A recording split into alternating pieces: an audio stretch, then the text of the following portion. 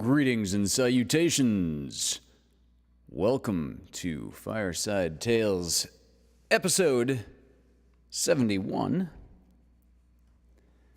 The Roman numerals are about to get crazy again. I have no idea what you were trying to tell me. Let's see. Let's take a look in the chat. Christina is the first one to say hi. Melissa Catano, Angelica, hi. Brandon, Art Hard Studios, how you doing, man? Paul Carganilla. Dari, hi. Hello. Excellent play, Dari. Dari made wigs for the play Kinky Boots, playing right now at Moore Park College. Go see it. It's really fun. It's a good show. Yeah, it was really, it was just really fun. Just go see it. Joe Warren, happy recent birthday. My mom, Pam, is here. Hi, Mom. Susan Kuhn, hi. Rhonda Soto. Good reminder, Mom, before we get started, this is not a children's story. Dad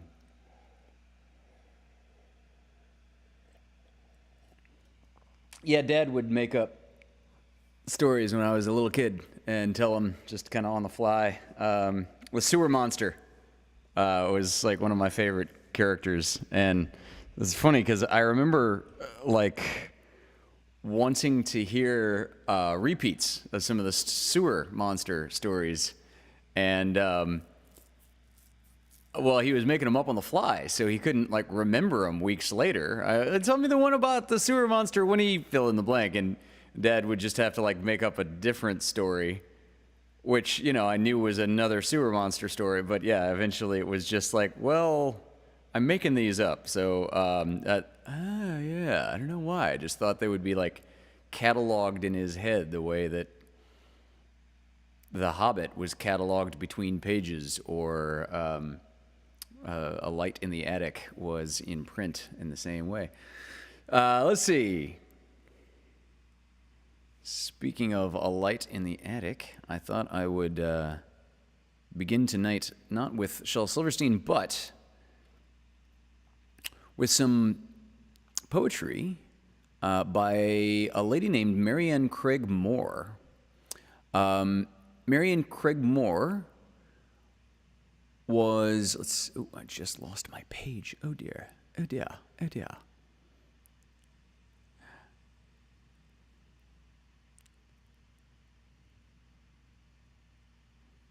We can edit out this pause, right? Long pause. Ugh. Still not getting it.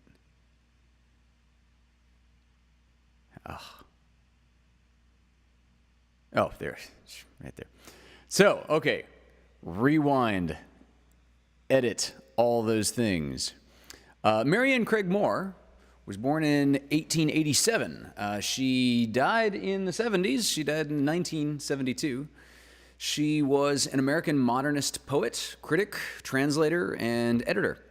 Her poetry is noted for innovation, irony, and wit.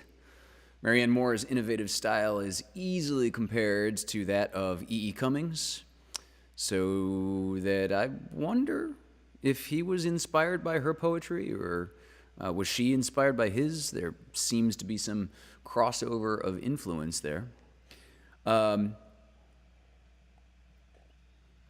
Marianne Moore is at ease with her free verse, her unconventional form of words placed on the page while totally ignoring typical stanza placement and line placement and any kind of form or style. Also, like E.E. Cummings, she looks at a thing, just a common, everyday thing that all of us have looked at, but she sees it in a way that no one else has seen it.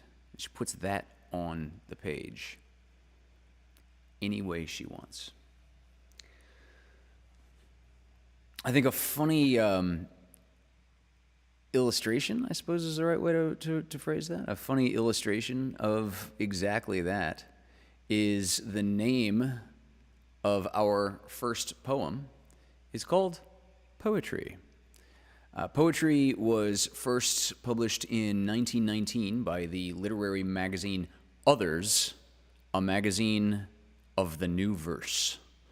It was the lead poem of the final issue of the magazine.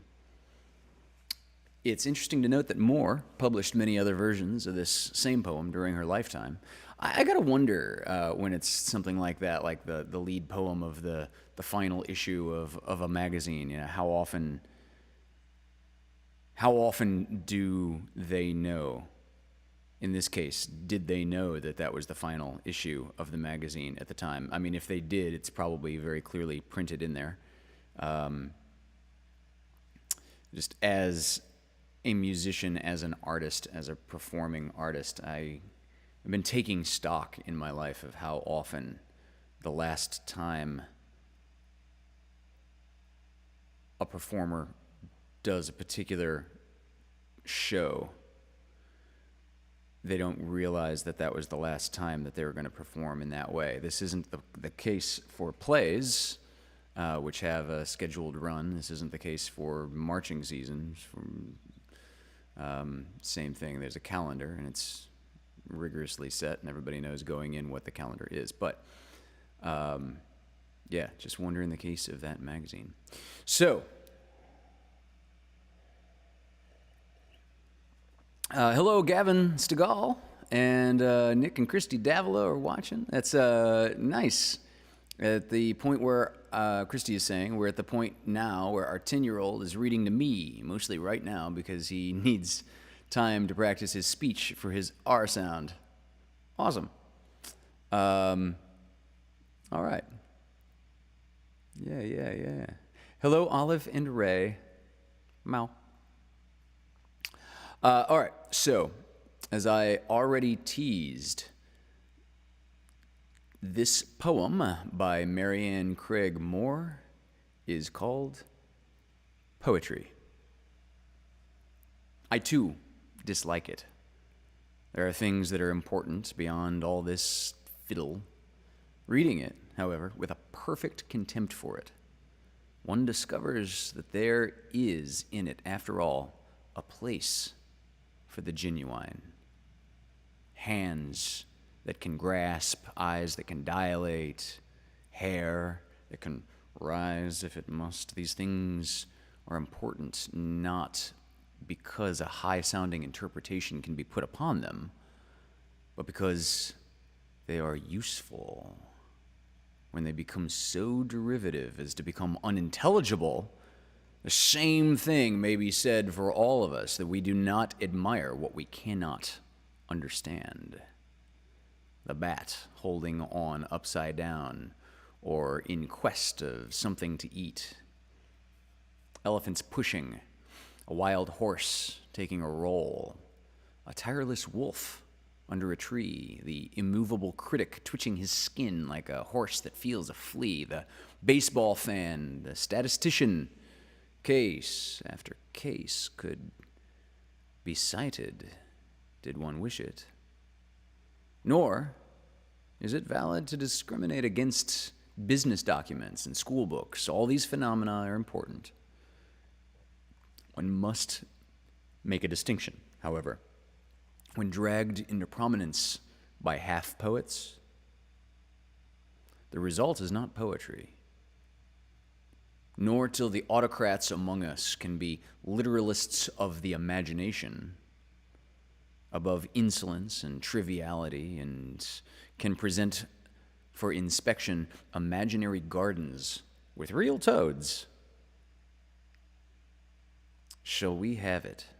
In the meantime, if you demand on one hand, in defiance of their opinion, the raw material of poetry in all its rawness, and that which is on the other hand genuine, then you are interested in poetry.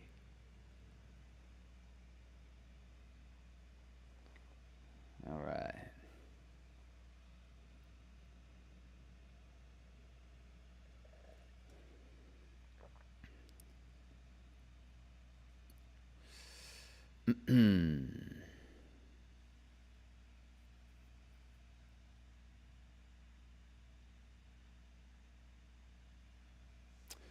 This poem is called Is Your Town Nineveh?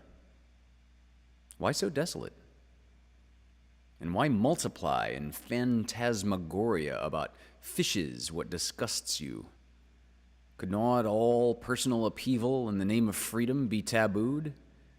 Is it Nineveh? And are you Jonah in the sweltering east wind of your wishes? I myself have stood there by the aquarium, looking at the Statue of Liberty.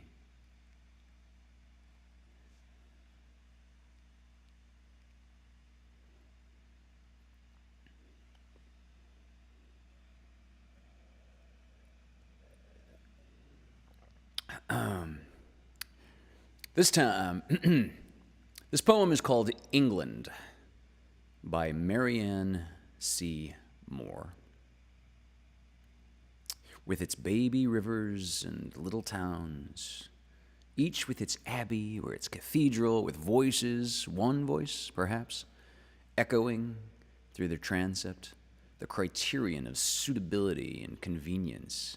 And Italy, with its equal shores, contriving an Epicureanism from which the grossness has been extracted, and Greece, with its goats and its gourds, the nest of modified illusions, and France, the chrysalis of the nocturnal butterfly, and whose products mystery of construction diverts one from what was originally one's object. Substance at the core. And the East with its snails, its emotional shorthand and jade cockroaches, its rock crystal, and its imperturbability, all of museum quality. And America, where there is the little old ramshackle Victoria in the South, where cigars are smoked on the street in the North, where there are no proofreaders, no silkworms, no digressions, the wild man's land, grassless, linkless, languageless country in which letters are written not in Spanish, not in Greek, not in Latin, not in shorthand, but in a plain American, which cats and dogs can read. The letter A in psalm and calm when pronounced with the sound of an A in candle is very noticeable, but why should continents of misapprehension have to be accounted for by the fact? Does it follow that because there are poisonous toadstools which resemble mushrooms, both are dangerous? In the case of meddlesomeness, which may be mistaken for appetite, of heat which may appear to be haste, no conclusions may be drawn. To have misapprehended the matter is to have confessed that one has not looked far enough. The sublimated wisdom of China, Egyptian discernment, the cataclysmic torrent of emotion compressed in the verbs of the Hebrew language, the books of the man who is able to say, I envy nobody but him and him only who catches more fish than I do. The flower and fruit of all that noted superiority, should one not have stumbled upon it in America, must one imagine that it is not there? It has never been confined to one locality.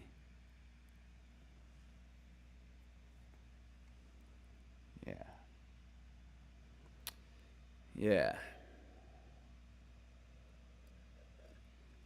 All right, one more, and then we're going to start tonight's short story. This poem is called Roses Only by Marianne C. Moore. You do not seem to realize that beauty is a liability rather than an asset. that in view of the fact that spirit creates form, we are justified in supposing that you must have brains. For you, a symbol of the unit, stiff and sharp, conscious of surpassing by dint of native superiority and liking for everything self-dependent, anything an ambitious civilization might produce. For you, unaided to attempt through sheer reserve to confute presumptions resulting from observation is idle. You cannot make us think you a delightful happen so. But, Rose, if you are brilliant, it is not because your petals are the without which nothing of preeminence. You would look, minus thorns, like a, what is this? A mere peculiarity.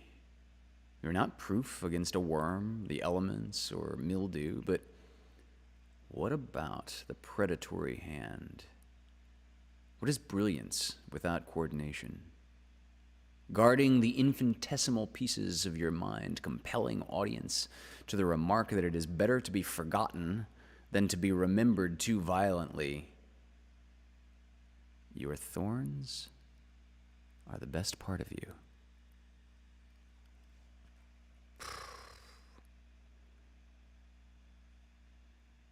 Yeah.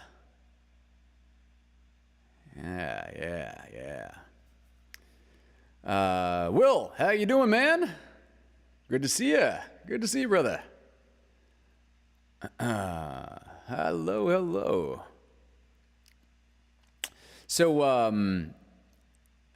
got a couple of doozies of questions lined up for tonight's section of Ask Hunter Anything. As always, if you have questions that you'd like to contribute to the show, I love to say that it's more like I'm a collector of good questions, and perhaps we can have an interesting conversation about it if it's something that I have wondered about before. If you have questions to contribute to the show, please drop it in this email address right down here, askhunteranything@gmail.com. All right. Yeah. Time for a swig and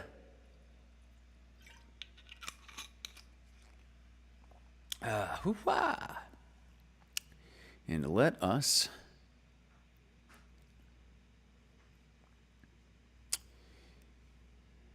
embark upon our journey. I'm going to guess that this is called a novella, so it's longer than a short story, shorter than a novel. I'm going to guess that we are going to do this in, let's say, between 5 and 7 parts, tonight being part 1.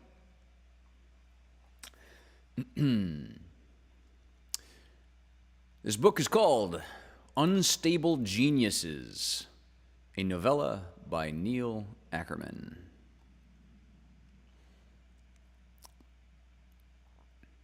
Copyright 2019 under the title Vladimir Frisbee's Revenge. Neil Ackerman, Smashwords edition. Author's note, this book may not be used for commercial use without the permission of the author. Incidental note, we have permission of the author, most notably because Neil Ackerman is my dad. Hi, Dad.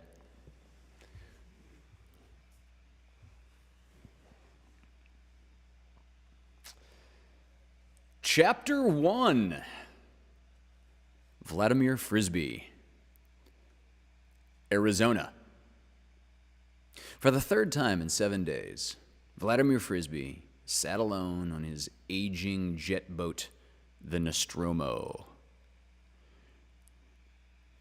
The engine had quit and left him stranded on Lake Powell. With a beer in hand and a dozen empties scattered about him, he waited for some kind soul to tow him back to the landing. Feeling maudlin, he talked and reminisced as if speaking with a childhood friend on the friend's deathbed, and in a way, it was.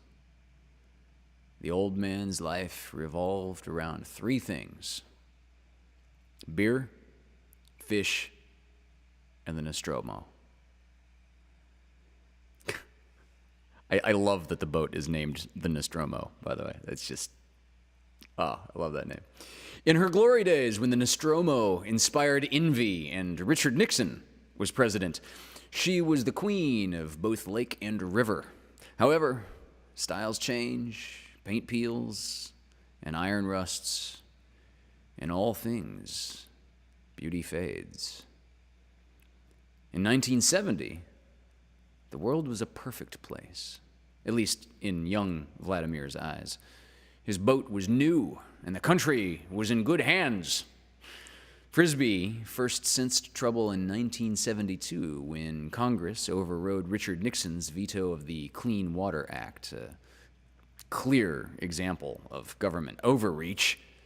Shortly thereafter, Vladimir was ticketed for letting one fly over the side of the Nostromo and thus sending a turd on its way down the Colorado River, replicating the historic journey of John Wesley Powell's 1869 exploration of the Grand Canyon, but without all the fanfare and sanitation.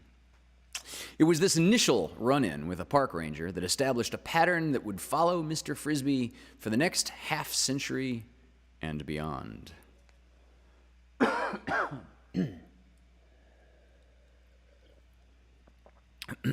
Trouble was never far behind Vladimir Frisbee. Born into an upstanding Flagstaff family of evangelical Lutherans, poor Vlad did not live up to expectation. While his siblings carried babies, Vladimir Frisbee navigated life with a beer in one hand and a fishing pole in the other. Without either, he tended to produce a stream of malevolent mumble, passing judgments, inciting neighbors, and provoking those who had the effrontery to disagree with him. It was said of him that he could start an argument in an empty room, and in real arguments with real people, when confronted by the truth, facts are for losers. May as well have been his refrain. The Frisbee family's association with Flagstaff's St. Omar's Lutheran Church went back to 1890, when Vladimir's great-grandfather, Adolphus Frisbee, was appointed St. Omar's first and longest-serving pastor. After 3 generations, Vladimir had little in common with his revered ancestor. It can be truly said that the expression, "an apple never falls far from the tree," does not pass every test. Life turned sour for Vladimir when he lost his cushy landfill job. He had put in 15 years with C&E sanitation and blew it by getting into a scrape while visiting south of the border. He spent 1 month in a Nogales jail. After that, he jumped from job to job, never sticking with anything for more than a year. Vladimir thought that he could do no wrong, and if things did not go his way, well, he would insist that he was in the right and that the cards had been unfairly stacked against him. For example, his interview in front of a panel consisting of 2 students, 2 teachers, and a principal for a teacher's aide position lasted less than 2 minutes. In the space of those 2 minutes, he managed to fit in the word fuck 3 times. But admirably, he said goddamn only once. It's not as if they hadn't heard the words before, he thought as he stomped out of the administration building. There was the instance when he lost his Sunday bus driving job for St. Omar's. Despite his sketchy driving record, they had originally hired him on the strength of his family name. Because his own truck was in for repairs, he drove the church bus to a strip club and parked it in a prominent location directly under a sign, "The Slut Factory, Topless Dancers." For reasons he did not understand, the church elders took exception and stripped him of the keys. "What's the big deal?" he asked concerning the strip club. The way he saw it, his visits to the Slut Factory represented a form of altruism. Flagstaff was a university town, and many of the dancers were students. He considered the money he stuffed in their G-strings to be contributions to their college funds, not far removed from others who were praised for endowing scholarships. He, on the other hand, encouraged students to earn their money. In Vladimir's own words, "Work's important. It builds fucking character." As a valued Slut Factory customer, the old man had become an excellent judge of pole dancing technique. Plus, he was more than willing to pass on his expertise to the novice dancers. A drunken Vladimir once philosophized to a 19-year-old co-ed, "Pole dancing, if done right, is damn good exercise. I know people at the university. I could pull some strings, get you some PE credits." But the strings that Vladimir promised to pull existed only in his alcohol-addled mind, and nothing was ever done. Nevertheless, he saw potential in declaring the Slut Factory an annex of Northern Arizona University, aligning it with the Department of Physical Education. He even imagined becoming a university adjunct and being placed in charge of student evaluations and the assessment of college credits. And one evening, after having run up a sizable bar tab, he mulled over rechristening the strip club. The Vladimir Frisbee Center for the Dancing Arts had become his first choice. The name had a ring to it and would lend the venerable institution that degree of respectability that it currently missed, and perhaps get back his bus driving job in the process. Frisbee could not and would not bend to the will of others and be molded into someone else that he was not. There was only one Vladimir Frisbee, and some said this was a blessing. As Vladimir pondered life while stranded on Lake Powell, he began to face the cold, hard truth.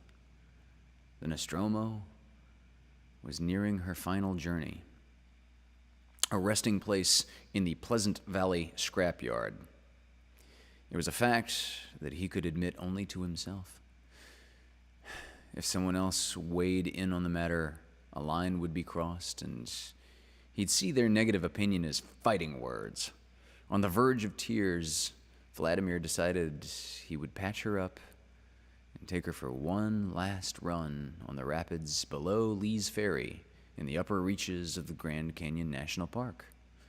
An attempt to resurrect those glory days when she would turn heads by skimming across the water. Just slicker than shit, as Vladimir Frisbee was given to say. Chapter 2, The Final Voyage.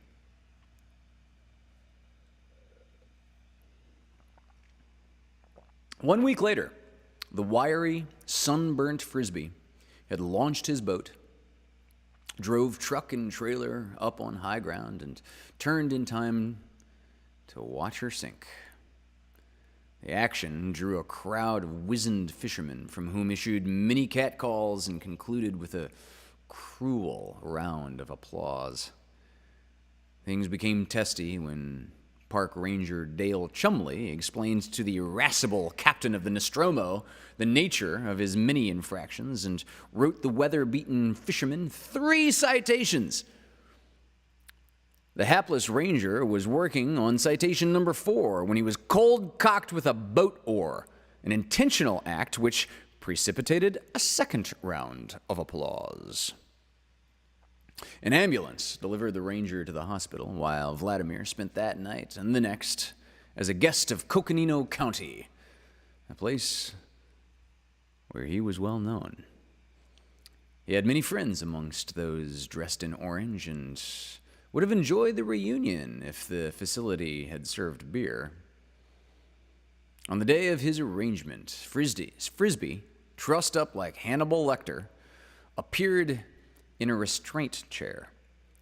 Using language known to reliably peel paint from the walls, he pulled no punches and made his opinions known to Judge Grayson Webster, who, citing contempt, added 5 days to the 2 Frisbee had already served.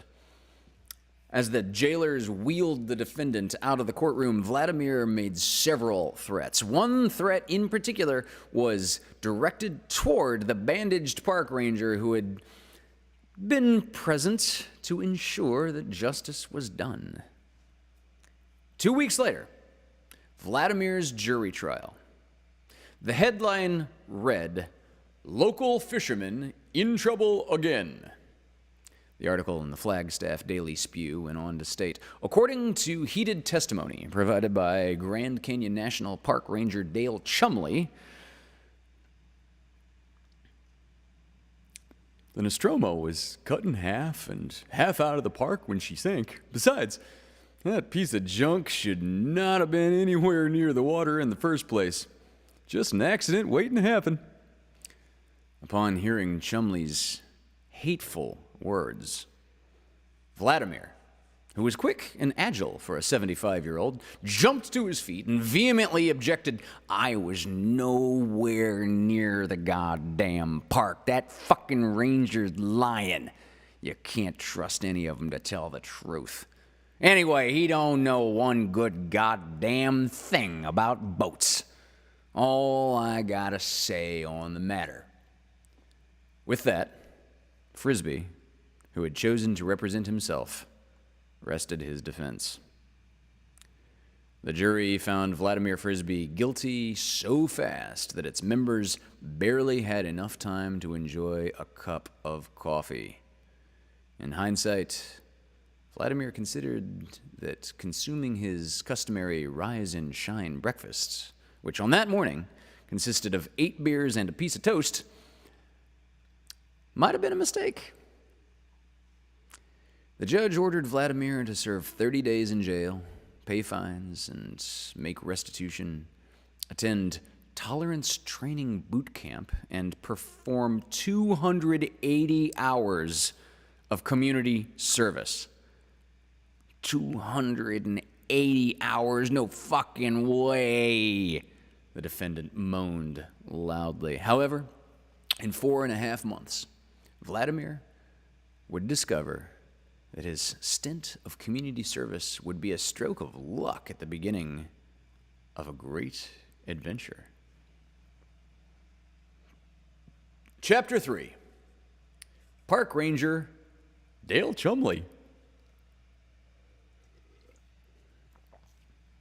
Flagstaff, Arizona. Dale Chumley paid money to Ancestors.com and learned only that he was descended from a long line of assholes. In his opinion, it was not money well spent. He was quite good at making poor choices and did so frequently.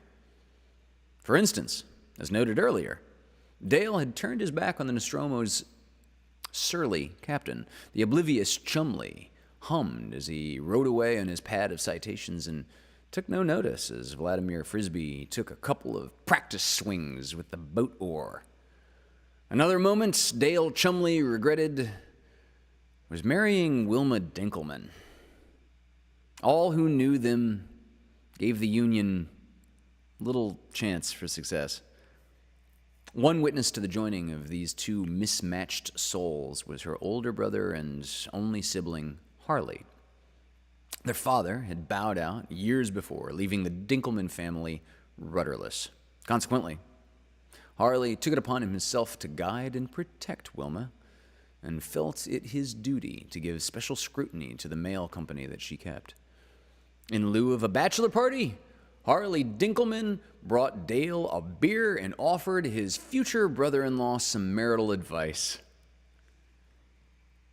"I'll fucking kill you if you ever lay a hand on her. You understand me, bro?"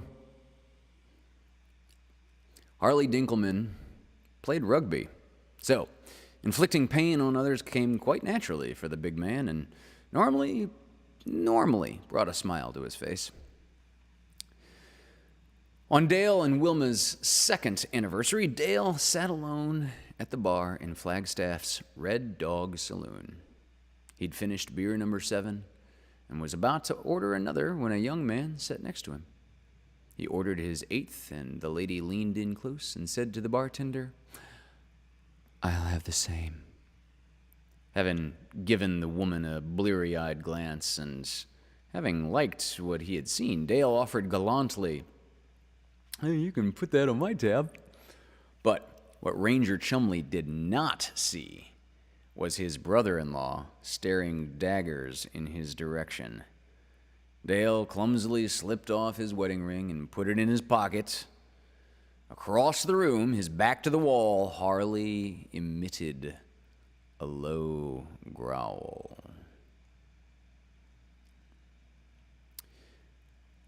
When Sonia Davenport entered the Red Dog, many heads turned.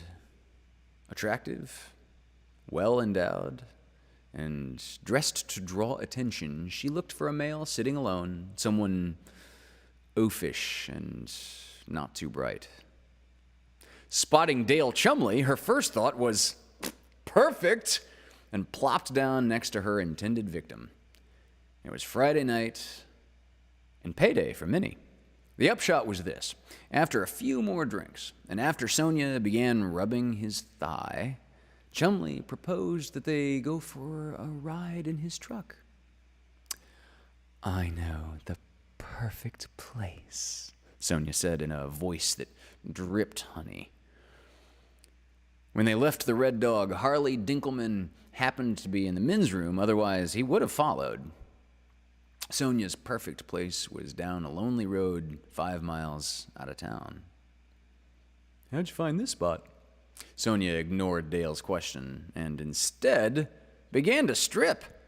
Before he could turn off the engine, she'd taken off her top and was jiggling her tits just inches from his nose. Dale raced to remove shoes, socks, shirt, pants, and underwear. Job done, and fearing that his full bladder might diminish both his performance and his pleasure, he excused himself. "I really need to take a piss.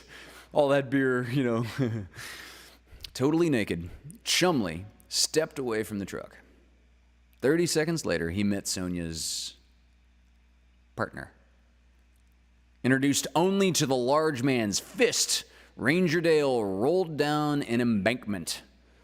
A minute later, having crawled out of the ditch that he had tumbled into, Dale Chumley witnessed his truck, including clothing, wallet, and wedding ring, speeding toward the highway.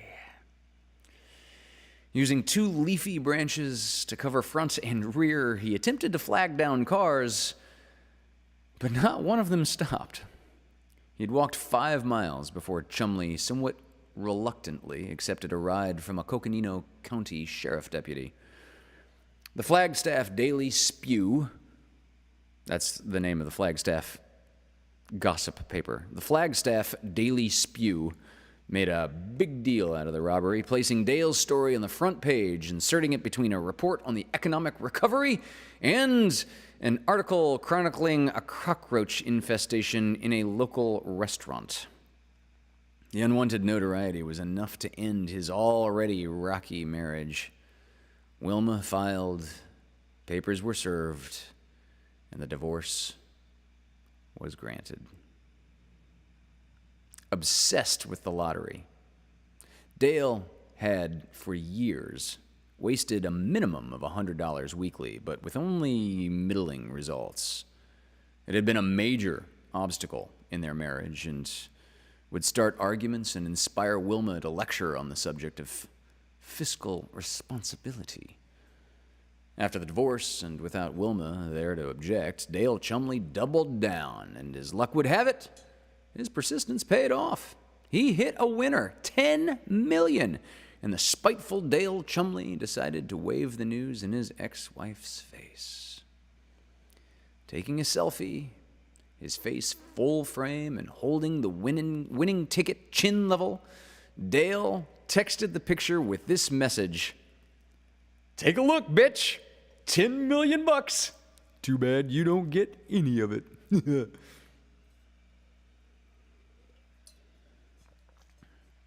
Having grown up with a large, mean, overly protective brother, Wilma did what she'd been doing all of her life. She ran to Harley, and at his insistence, forwarded him Dale's text message. Her rugby-playing brother got his gun, drove to the Red Dog Saloon parking lot, and waited in the truck. Dale staggered out around 11 p.m. He walked around to the side of the building and began pissing in the shadows. Pressing his gun against the back of Dale's head, Harley said, "Don't you fucking turn around, you slimy piece of shit. Where's the lottery ticket?" Dale did not immediately answer. Reasonably certain that Harley would not pull the trigger, he made several moves, all of them slow, methodical moves designed not to threaten or to arouse suspicion. First raising his right hand, he slipped something into his shirt pocket. Next, he shook off his penis and zipped up his pants. He then turned around slowly while wiping his hands on his pants and said nonchalantly, "What lottery ticket?" "The one you texted Wilma." "Well, you know her better than I do. She must have made up a story. I've been going to Gamblers Anonymous meetings. Haven't bought a ticket in months." With one hand holding the gun, Harley dug for his phone with the other and began searching for the text to shove in his ex-brother-in-law's face, at which point Dale Chumley made another horrific blunder. Taking advantage of Harley's momentary distraction, he grabbed for the gun. The gun fired. The bullet entered Dale's skull and lodged in the parietal lobe after passing through his frontal lobe. Chumley slumped to the ground and died. Wilma's brother remained cool. He looked around. No witnesses. Casually walking back to his truck, he drove to the side of the building, found Dale's wallet, which he put in his pocket, loaded the body into the bed of his pickup, and later dumped the dead man off a bridge into a dry wash several miles northeast of town. Arriving home just after midnight, Harley opened a beer and sat down to rifle through Chumley's billfold. Besides money, IDs, and a business card from Nevada. Besides money, IDs, and a business card from a Nevada whorehouse, he found a winning scratcher's ticket amounting to a $30 payout and won the pick lottery ticket, which he assumed was the big winner. He put two things on his to-do list for the next day: cash in the tickets and get rid of both wallet and gun. In the morning, he grabbed gloves and a shovel and drove to a wooded area northwest of town. When retrieving the shovel from the bed of his truck, Dinkelman spotted a cell phone next to the shovel. Damn, must be Dale's. Better get rid of that too. He buried gun, wallet, and phone deep in the woods. The lottery ticket was another matter. Only a $400 winner. Harley then compared the numbers on the ticket Dale had texted Wilma with the actual winning numbers posted for that week. God damn, that sleaze really did have it. $10 million. Vaguely recalling that Dale had slipped something into his shirt pocket before reaching for the gun, Harley jumped in his truck and headed out of town. A quarter mile from the bridge, he spotted a country van and a half-dozen men wearing safety vests and picking up trash. He slowed as he neared the bridge, ready to pull over, and that is when he spotted Vladimir Frisbee, picking his way into the wash, not 30 feet from Dale Chumley's dead body. Dinkelman knew Frisbee, having shared the same cell with the man on 2 occasions. The last thing he saw before driving off was Vladimir turn and head towards the body. God damn it, Frisbee, you rotten son of a bitch. Convinced that all was lost, Harley drove to the Red Dog, where he spent the rest of the afternoon.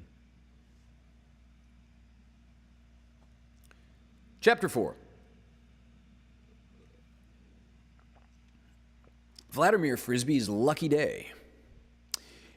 8 weeks of tolerance training boot camp did little to diminish Vladimir Frisbee's hatred of park rangers. The experience pushed therapist up a notch on his most hated list, causing it to leapfrog lawyer, but leaving it well behind park ranger, which remained in top position. Frisbee hung on to his prejudices like a barnacle clinging to a rock. In his opinion, boot camp graduation was a farce. Ranked last in his class, Vladimir Frisbee sauntered across the stage like a truculent 5-year-old. Community service consisted of climbing into a van with 5 like-minded felons, putting on a yellow safety vest, grabbing a garbage bag, and filling the bag with trash, of which there seemed to be no end. Frisbee's daily excursions with trash bag in hand caused him to amplify his usual stream of blasphemous mumble, elevating it to the level of babble. He had no heart for the task, and probation services agent Clive Bush did nothing to improve group morale. Reminding Vlad of the warden in the movie Cool Hand Luke, Bush spent most of the day smoking cigarettes while treating everyone like dogs. Every day was the same, except the last day, Friday the 13th. His lucky day. The day that would change Vladimir Frisbee's life forever. Clive Bush had parked the van in a treeless part of the county, and those on trash detail spent most of that shift not far from the water cooler. However, not wanting to be too closely scrutinized, Vladimir wandered off by himself. The temperature had pushed well into the 90s and not a cloud in the sky. Soon, Vladimir was desperate to find relief from the heat. Around a bend, a bridge crossed a dry wash, and Frisbee headed in that direction, hoping to go unnoticed in the shade under the bridge. When 20 yards away, he spied a large lump. And stepping closer, discovered it was a body. Rather fresh, he mused, and since there was a bullet hole in the dead man's head, checking for a pulse seemed a waste of time. Because his fine and restitution order left him with a sizable debt, he checked for a wallet instead. Damn, no wallet. Frisbee looked closer at the man's face and, thinking that it looked familiar, rolled the body over onto its back. Well, I'll be goddamned if it isn't Ranger Dale Chumley. Why? You write the wrong guy a ticket or something? Then afterwards bitch about his boat? No, nothing, son of a bitch. Even after 4.5 months, Chumley's brutal testimony still churned in Frisbee's brain. The old man blamed the ranger for his current set of troubles. It was, after all, Chumley's head that got in front of Vladimir's boat oar. Standing above the body, Vladimir began to think. I threatened to kill this bastard, and a deputy and 2 jailers heard me. Damn it. Probably makes me the prime suspect. It was then that Frisbee spotted a lottery ticket. sticking half out of Chumley's shirt pocket. He stood and picked it up. Frisbee said nothing about the body when he returned to the van, remaining in Clive Bush's line of sight for the rest of that day. He ceased his profanity and made awkward attempts to converse with the other convicts.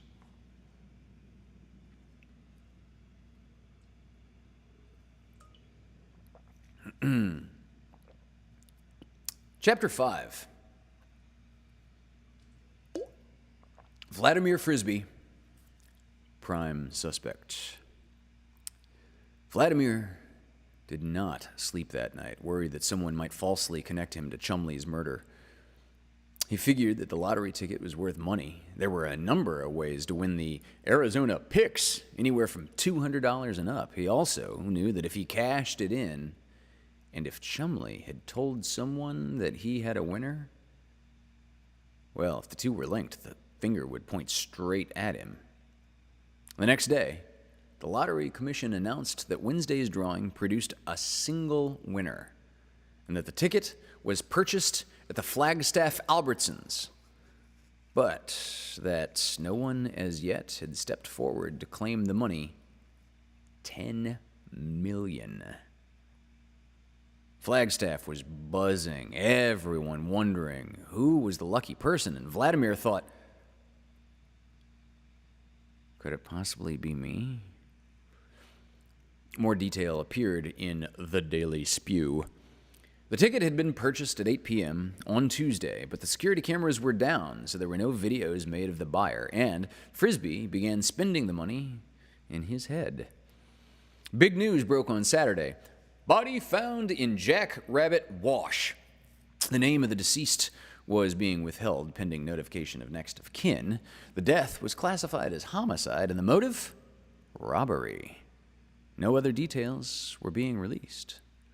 No doubt forensics is combing the place right now, Vladimir thought, and he prayed that he had not left behind any DNA. Early Monday morning, Vladimir was awakened by persistent knocking. His wife was at her sister's, so Frisbee reluctantly got out of bed and staggered to the front door. 2 country investigators flashed badges and asked to come inside. Still half asleep and in his underwear, Vlad, showing no enthusiasm, waved them in and led the detectives to a table in the kitchen. "Get you guys a beer?" he asked, and before they could decline, he opened one for himself. "So, what can I do you for?"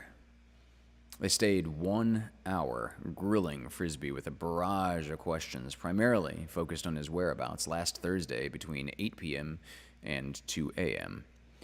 Frowning and scratching his head, followed by a long pull at his beer, Vladimir belched meditatively and said, "Well, let's see, I gotta think about that one." Next, Frisbee dug at his crotch, finished his beer, opened the fridge, got out another. "Let's see. Most Thursdays I'm at the Red Dog. Pretty sure that's where I was then. Usually get there around 6 and close her down at 2. You got anybody that can corroborate?" "Matter of fact, I do. 2 of my trash crew buddies. It was my last week of community service. They threw me a party of sorts." Once the detectives were gone, Vladimir breathed easier, drank 5 more beers, and after a visit to the restroom, went back to bed. On one hand, the investigators were disappointed that their suspect claimed to have people who could vouch for his whereabouts, and on the other hand, they were pleased to note that Frisbee, by his own admission, had placed himself on the scene when and where Dale Chumley was last seen alive. Next, they called probation services, found out where Clive Bush's crew was picking up trash, and interviewed the 2 whom Frisbee claimed could back up his story. Unfortunately, everything their suspect said was true. To be absolutely certain, they checked with Red Dog's staff, and because Frisbee was a loyal customer and a loud drunk, impossible to miss, the bartenders remembered him quite clearly. Forensics determined that Dale had been shot elsewhere and the body moved, so they returned with a warrant and searched Frisbee's truck for the presence of blood and, once again, came away empty. Vladimir Frisbee looked less and less guilty, but still remained a person of interest. Chapter 6. The Lutheran Strategic Partners Hedge Fund.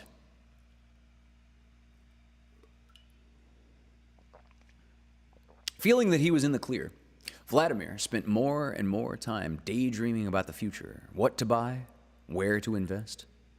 As unlikely as it may seem, in the face of coming into so much cash, a fiscally sober side began to emerge in the normally free-spending Frisbee.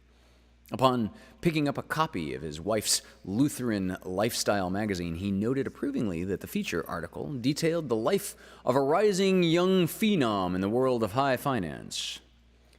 Damien Hyde was the founder and the brains behind the Lutheran Strategic Partners Hedge Fund, which had posted incredible gains the previous year and was on pace to exceed last year's totals. The article went on about technicals such as split strike conversion strategies, and several others which Frisbee did not understand, but which sounded pretty good to him. The man had turned investors into millionaires, several of whom had provided glowing testimonials, including one from Dick Cheney.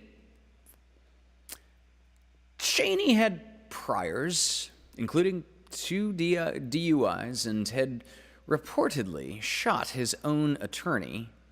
And as such, Vladimir saw the man as a kindred spirit closely aligned with his own inclinations. No doubt a veteran beer drinker, Frisbee said to himself, approvingly. Vladimir phoned the hedge fund's 800 number and asked for more details. 5 days later, a large envelope arrived with glossy photos, mainly extolling Hyde's financial triumphs. Several featured Damien Hyde alongside famous people, shaking hands with the likes of Alan Greenspan, Donald Trump, and Carl Icahn. A previous brochure had included Hyde with Bertie Madoff, but was eliminated for obvious reasons. And we shall begin next week with Chapter 8. In the meantime, I've gone a little longer than I intended, but I think I will still I'm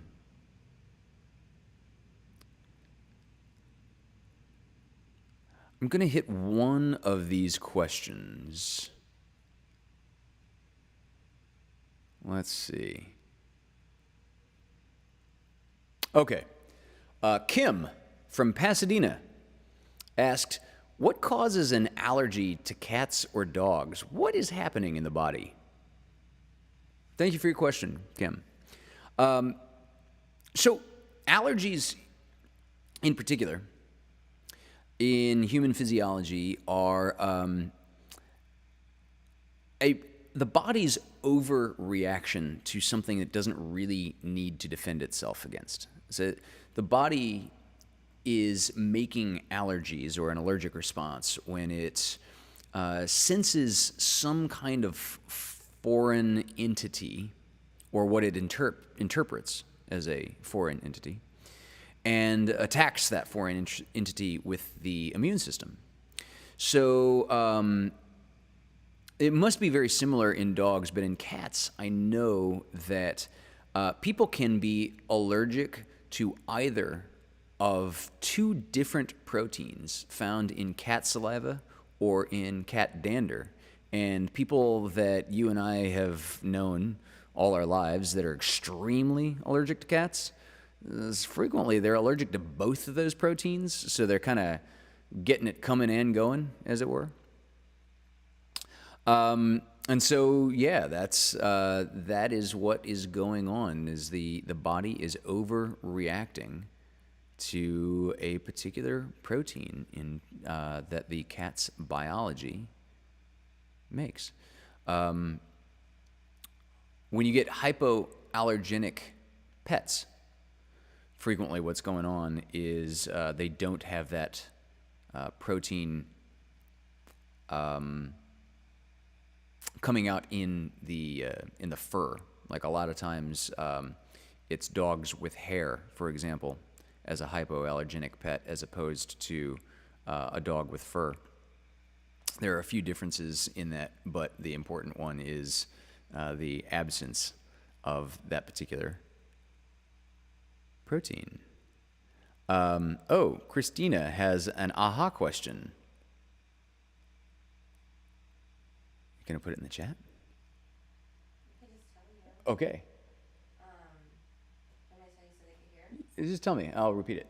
Okay, so basically I'm wondering, is there a scientific reason, or is there any basis for this myth? Does beer really give you a beer belly, or is all alcohol the same? Oh, okay.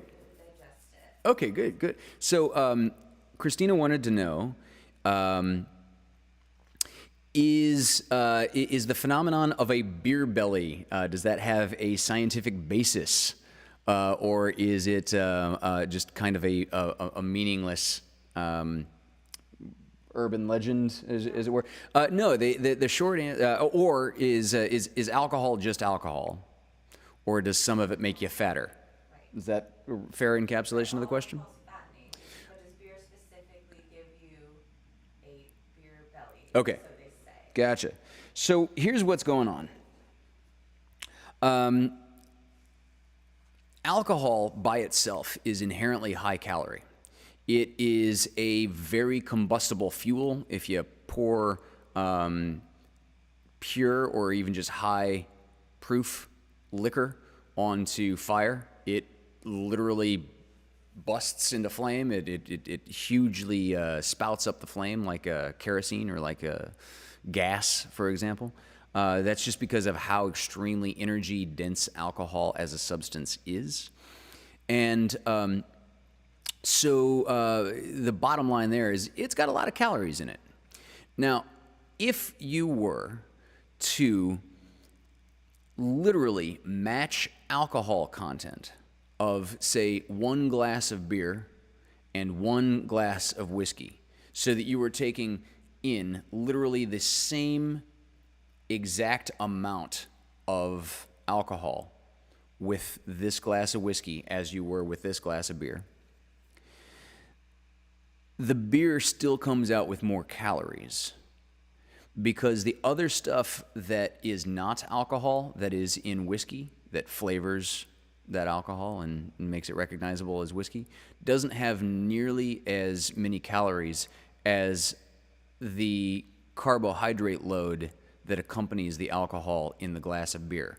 So if you're just having the same amount of calories, to go back to our little thought experiment here, if you're having the same amount of alcohol in both beverages, then you're having the same amount of calories from alcohol in both beverages. But with the beer, you're also having the equivalent of a couple of slices of bread. That's also why beer is very filling. And with a lot of folks, beer might make you sleepy, because it's like having a bunch of alcohol and then eating an entire loaf of bread. So yeah, a beer belly is absolutely a real phenomenon. Also, there's a little something that something slightly additional going on here with alcohol in particular. So you've got a couple of different types of fat in your body. You have subcutaneous fat, so this is fat that's right underneath the skin, subcutaneous. And then you've got visceral fat. Viscera, or visceral in its adjective form, the viscera are your organs. So in this case, quite specifically, the organs in your belly.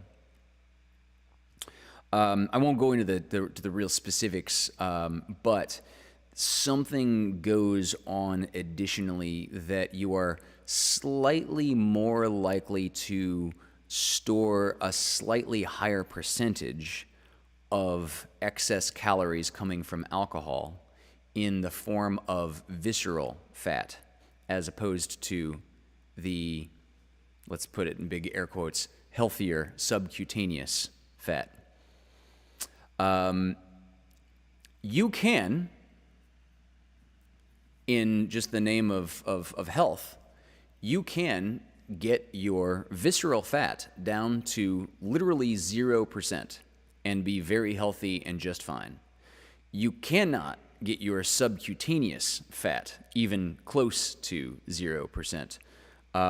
You will literally die. You'll have all kinds of problem with organ failure because your organs quite simply need fat stored in the body. Also, fat cells are hormone regulators. There are a couple of hormones called leptin and ghrelin that are mediated by the presence of subcutaneous fat in your body, underneath your skin. So you can do without visceral fat. You cannot do without any subcutaneous fat. So even like champion bodybuilders that get like so lean they have even striated glutes.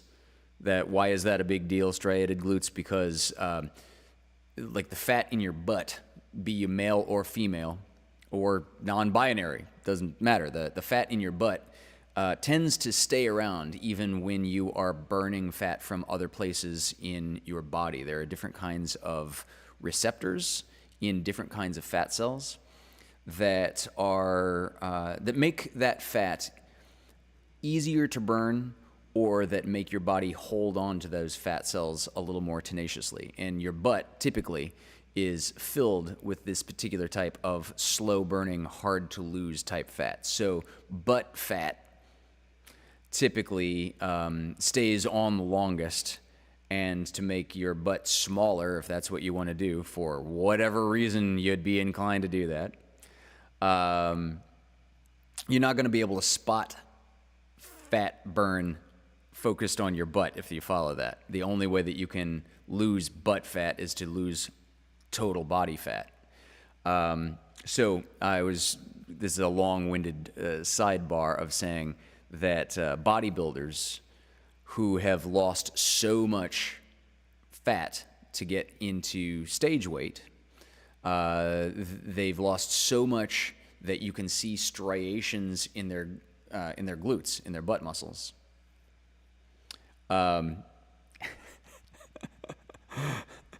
Even they will have some very small percent of subcutaneous fat remaining.